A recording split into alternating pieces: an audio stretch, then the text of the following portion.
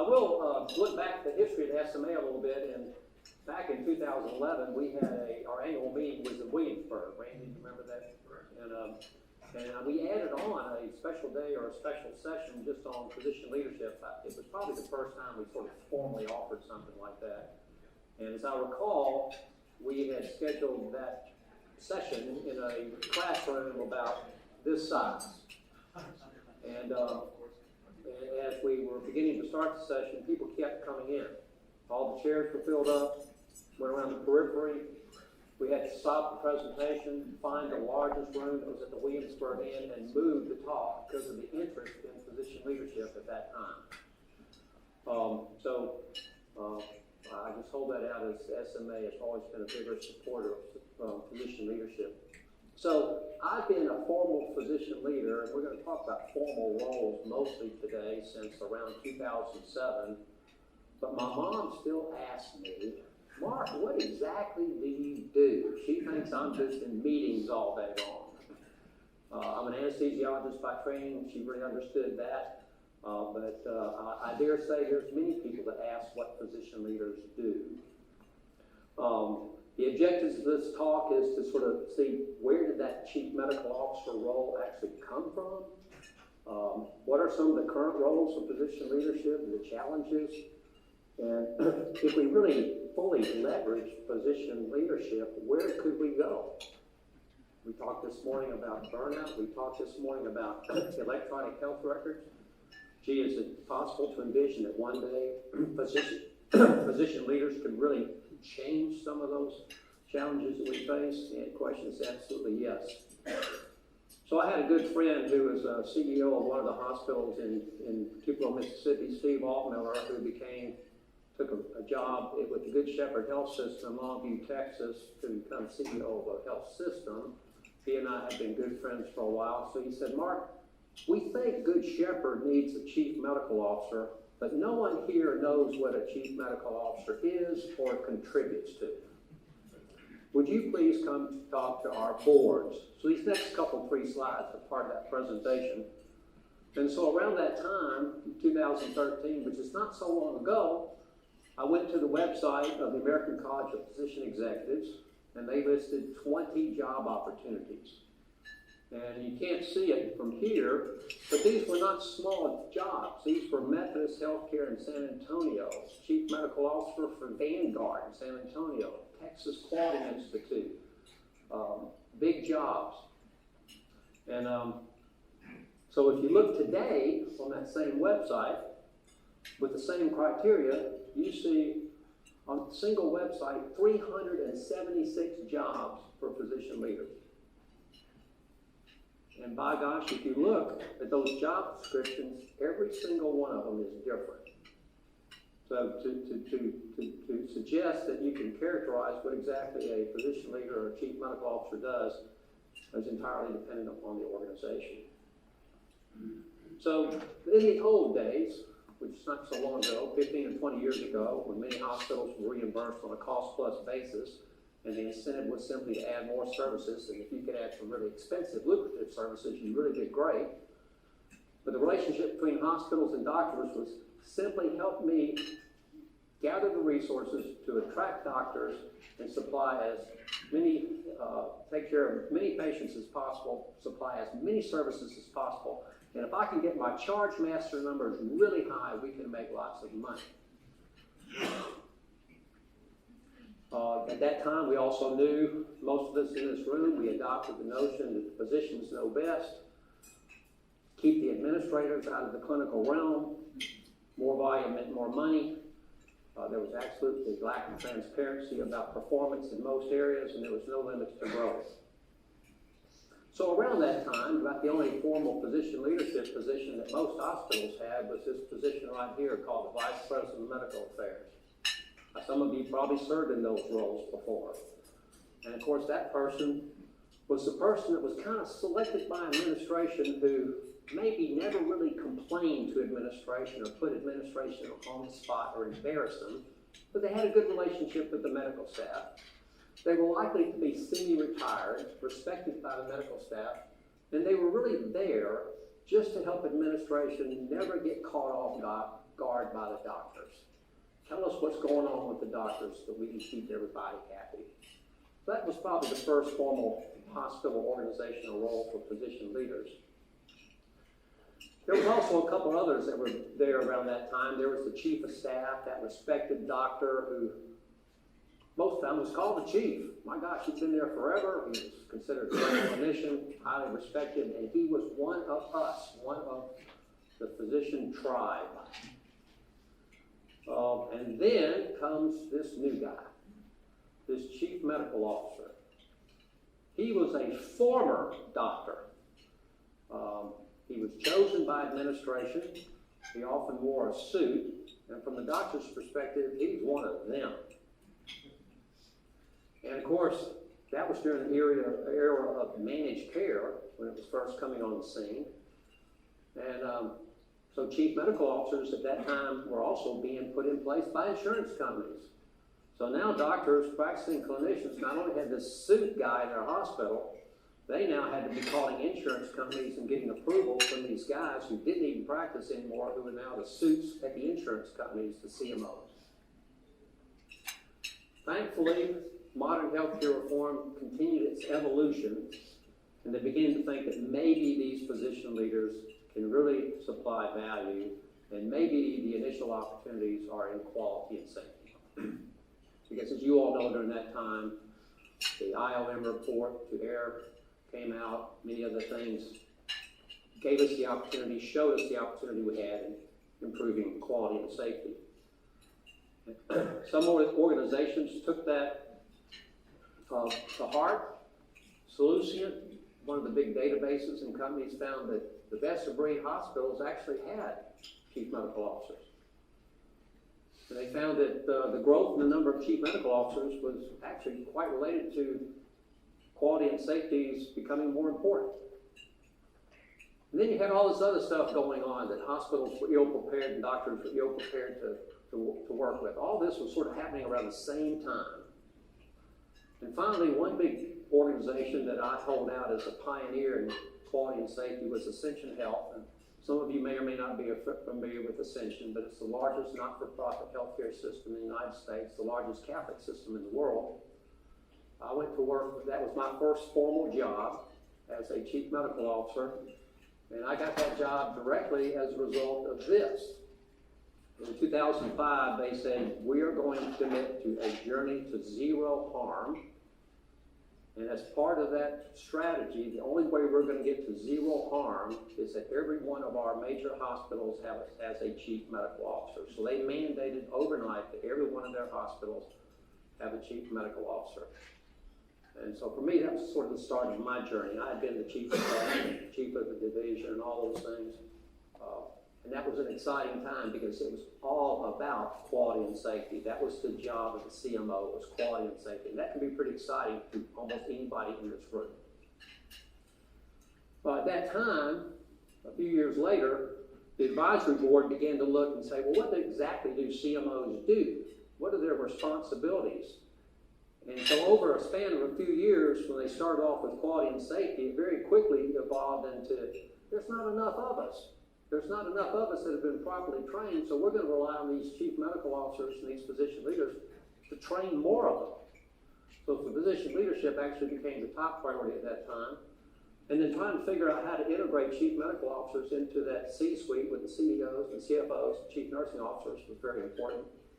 So you can see that quality management began to sort of remain a very important responsibility, but these other things were coming into play. This is just a little representation of how quickly these roles have evolved. If we start from left to right, we remember the liaison with the medical staff, the VPMA. Now chief medical officers, chief clinical officers, chief physician executives, whatever you want to call them, are involved in every single aspect of healthcare, which is becoming increasingly complex. We're even starting to have a very rapid sort of development of alternative or subsets of chief physician executives. We have several in this room that Eric back here is chief innovation, chief flow, which is operational excellence. We just hired in our system a chief digital executive. But you can see that, oh my gosh, positions are all over the place now. The opportunities are in many different areas that even 3 or 4 years ago we never would have suspected. And you all know, we've talked about all this morning, how complex healthcare is. So those various roles are mirroring the increasing complexity of healthcare.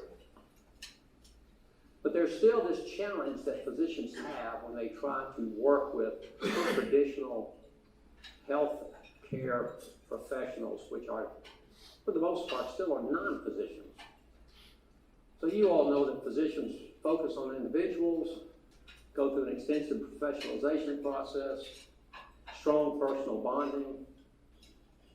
Sometimes their relationships, and many in this room, go back 20 and 30 years from training. They don't like outsiders.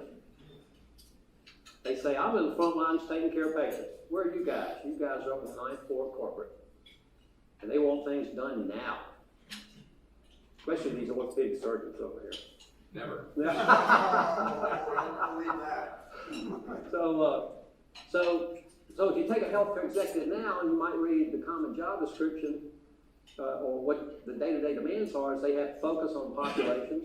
They don't have the kind of professional support that they may have been used to in their prior lives. They can't get anything done alone anymore. There are layers of bureaucracies. There are other partners that you have to engage. Eric and I were just talking about that a few minutes ago. As our whole organization has doubled in size to 30,000 team members and 4,000 physicians, it seems like even to accomplish the simplest of things takes on a whole new level of effort. We have few patient encounters. We have to prioritize issues. If we have a pediatric surgeon who wants pediatric NISQIP, and we got another surgeon who wants something else, and we only have $90,000 to spend, have to make those kind of decisions. There's a whole lot of politics. So, two different worlds. How do we merge that? So let's change the discussion a little bit from how we're trained in medicine to how we train for leadership. So we already see that it's hard to merge that traditional administrative non-physician with the healthcare executive. But how well are we as physicians trained in the principles of leadership? So the nature of medicine is, there used to be a study a long time ago when they took an ICU nurse working together with an ICU physician. They've been working together for years and simply asked, how well do you guys communicate? And the physician said, oh man, we communicate very, very effectively. And the nurse says, we don't communicate at all. So how can that be? Because the physician, the traditional model is the physician views communication as I give an order, you take it and fill it. A nurse says, I'd really like to have a discussion about what's going on with the patient. So we tend to still be a little bit that way. We expect immediate short-term focus and results. We focus a lot on procedures. We like when problems are well-defined. We like smaller teams. We like being the expert. We like for people to thank us for our work, and we revel in the respect and trust of our colleagues. That's often how we judge our individual performance. Now, the nature of leadership is collaboration. Sometimes it involves long-term focus, complex processes over time. And boy, there are some messy problems in healthcare now that truly frustrate, and rightfully so, many physicians. You're usually not the single expert in the room. You're often in a room with a whole lot of other experts. And you encounter lots of resistance, and darn, you're still the guy wearing the suit. So, if you're a physician interested in saying, okay, I buy into this physician leadership thing, tell me, Dr. Williams, what is that going to mean if we actually launch a career in physician leadership? And I don't mean to suggest that physician leaders are formal roles. Many people in this room doing 100% of their time in clinical activities are leaders, so don't mean to exclude that at all. But if you're an individual practitioner, these are sort of dimensions of a job role. And you realize that your success as an individual practitioner is going to be largely dependent on how good of a clinician you are. As you move up to that maybe departmental role or service line role, or you're an academic chief, you realize you have to start learning about the business of healthcare. And who, when they finished their medical training here, was trained in any aspect of business. When you get up to that sort of market or regional role, you realize now I got to think about next month, next year, 5 years from now. I got to adopt a strategic vision. Again, how many of us actually received any training in any of those things outside of the clinical realm? So you can see as you go up, at some point, if you really stay in it, most physician leaders aren't even going to be clinicians. This scares a lot of doctors away from this pathway, and that's okay. But that's kind of how it evolves. And of course, as you give up your clinical time, and I'll speak from personal experience, I go back and do anesthesia once or twice a month with my old group in Birmingham. And would I do pediatrics now? Would I do open heart now? Absolutely not, because as you spend more time in leadership roles, your clinical technical skills diminish over time, very much like we talk about age and continued competency. Your management skills plateau, and your eventual success is really going to depend on how do you develop relationships that help you achieve the larger organizational goals. It's your relationship skills, your personal leadership style. So a little comment about the source for this graph. The American College of Physician Executives, which now turned into the American Association of Physician Leadership. It has nearly 40,000 physician members. It is a marvelous resource for physician leaders, but its growth has been explosive, just to tell you about the interest in physician leadership.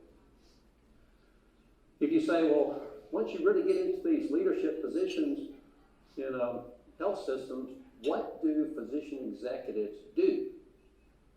Well, the blue is what we sort of started with. And you can see over time, we're moving even way out of hospital settings into ambulatory settings, post-acute care. And you realize that each one of these, at least for me, has been a challenge because I didn't know about most of these things when I took on these responsibilities. When I went to Ascension Health, they said, well, you're responsible for quality and safety, Mark, but we're also going to give you case management. And I said, case what?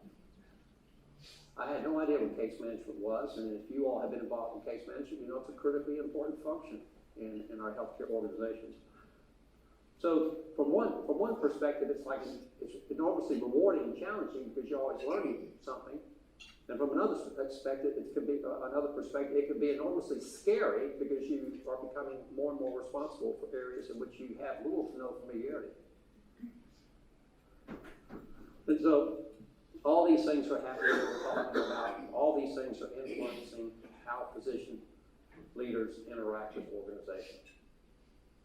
So as a consequence of that, chief medical officers are now looking to say, okay, I need to focus. I can't do 20 different things. So they're saying, we need to right-size the chief medical officer role, figure out what I need to do, figure out how to delegate. Doctors are very poor at delegating. They come to the profession with a typically very strong work ethic, and when they're asked to do more, they simply say, yes. I'll stay up at night, I'll multitask. So doctors have a very hard time, stereotype, they just have a hard time delegating responsibilities. We have to find people that are prepared to take those responsibilities. And some of those more recent roles would be some of these job descriptions below. So if you looked at the chief medical officer a few years ago and you said, what took up your time? And you say, what's going to be taking up my time a few years from now? This was a 2012 advisory board survey. So back around 2000, 2009, it was quality improvement, med staff affairs, leadership development. So 2015, great leaps in leadership development, care standardization, population health, and care coordination. And indeed, that's where all this is moving.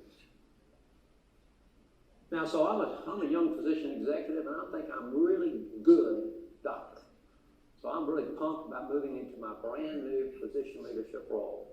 And why am I confident that I will be successful? Because I'm walking into that job knowing that I'm an excellent clinician.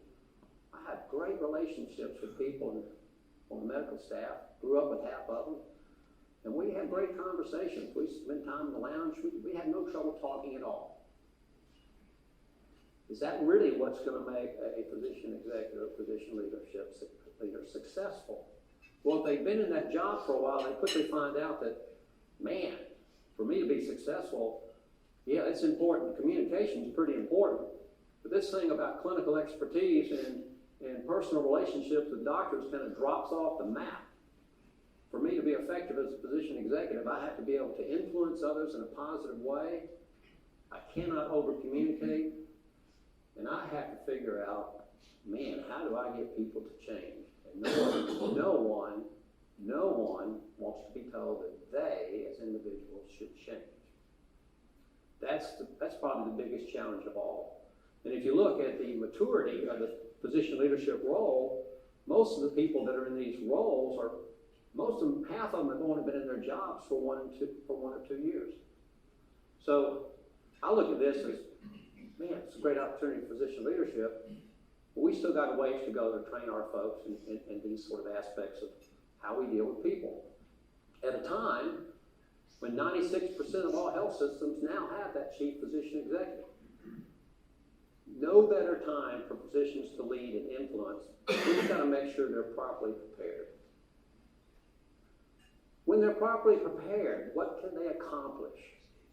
So if you just looked at the 2018 U.S. News Best for Hospital report, and that's just one of many different reports, and you say, well, which one of those has a physician as their chief executive officer?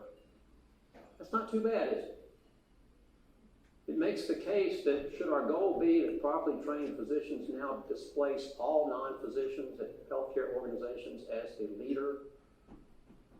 No, there's still a lot of great non-physicians who accomplish great results too, but this points to our opportunity.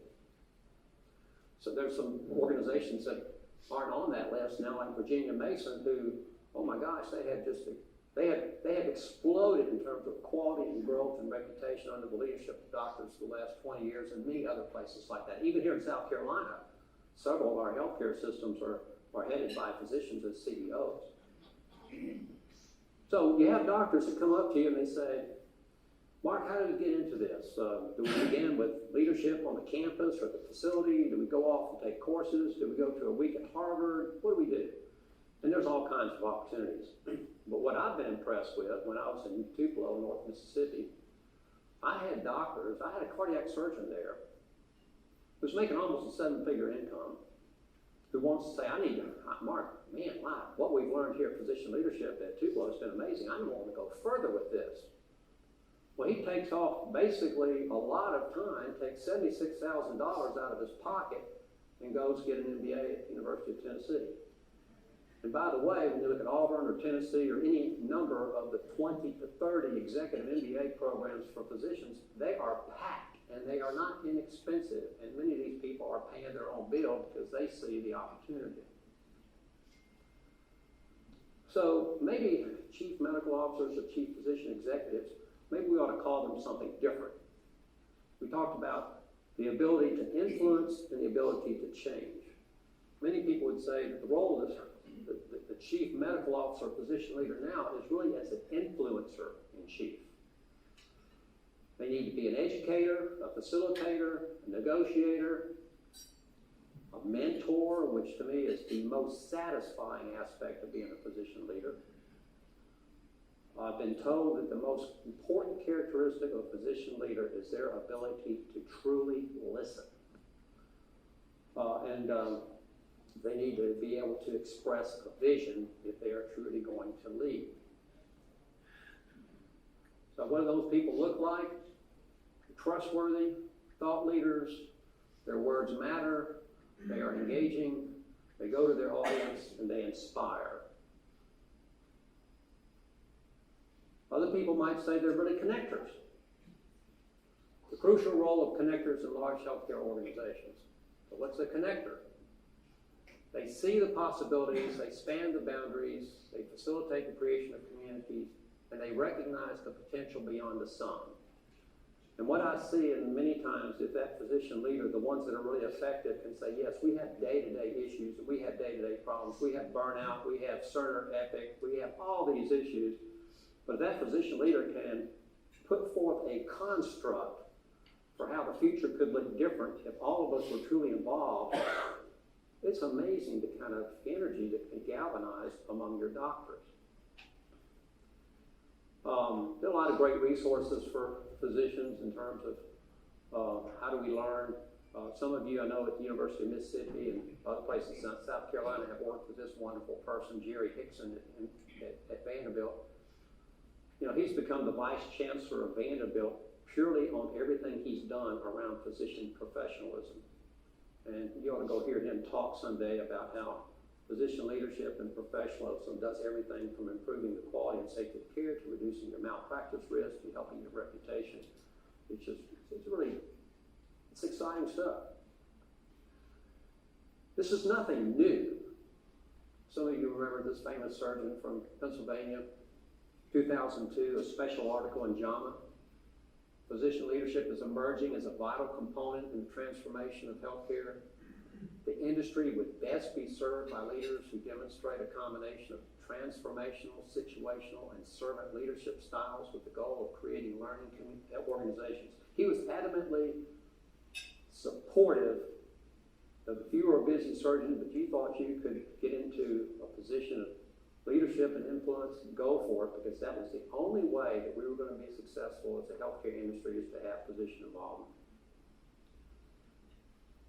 So we talk about leadership, but we all know there's lots of different leadership models, right? We know there's a transactional model, we know there's a transformational model, there's an adaptive model. There's probably as many models as you want to put together.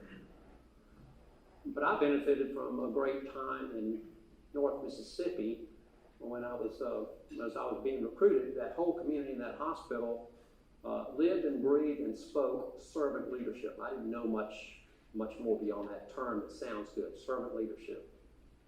And you'd have to know a little bit about Tupelo. Tupelo, that healthcare system, came out of it's either the second or fourth worst tornado in U.S. history in the mid-1930s, and was a collaboration between the local community, which was in the poorest county and the poorest city and the poorest state in the United States, and the Commonwealth Fund to build a remarkable system.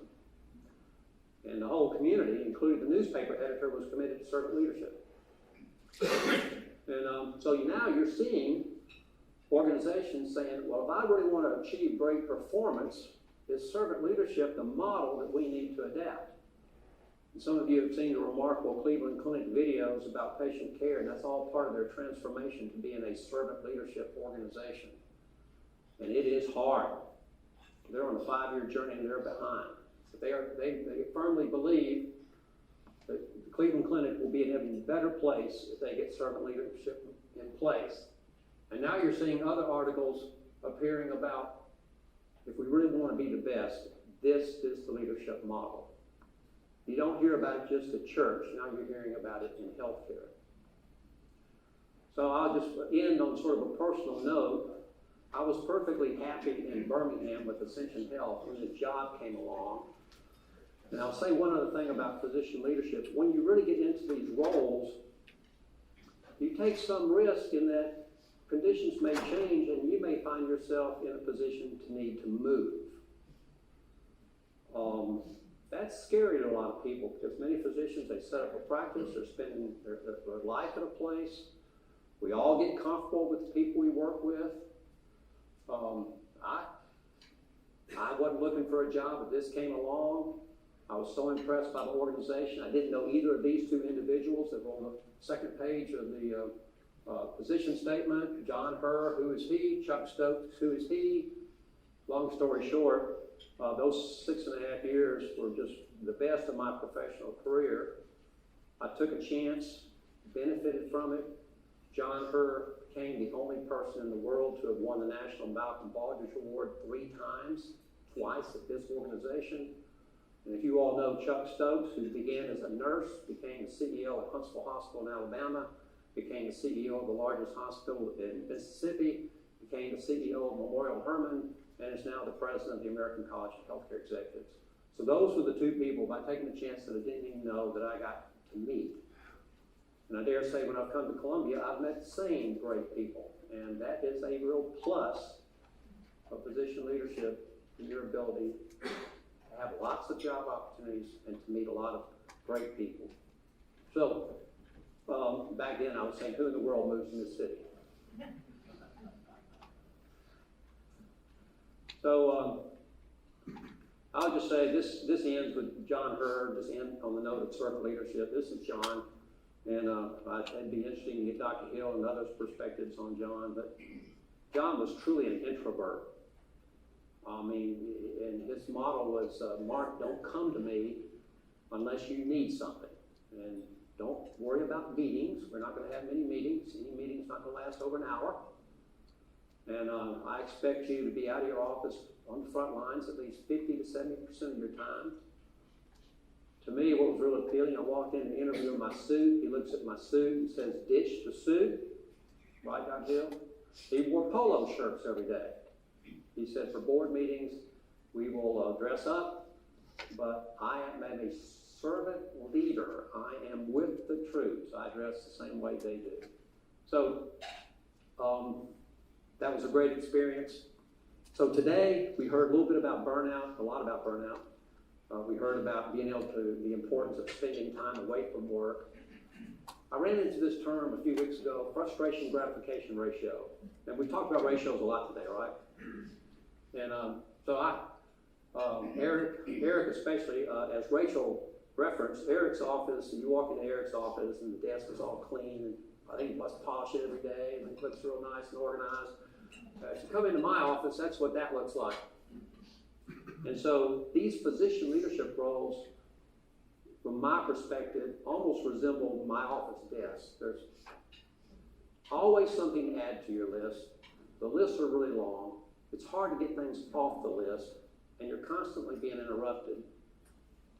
That's the frustration piece. For me, the gratification piece is when I go back to my old group, and I got a list of 30 OR cases at 6 o'clock in the morning on a board, and at 3 o'clock in the afternoon, they're all gone. You have a real sense of completion. That will never happen to you in physician leadership roles. So, anyway, thank you all. Glad to entertain any questions, and believe me, we really have boundless opportunities.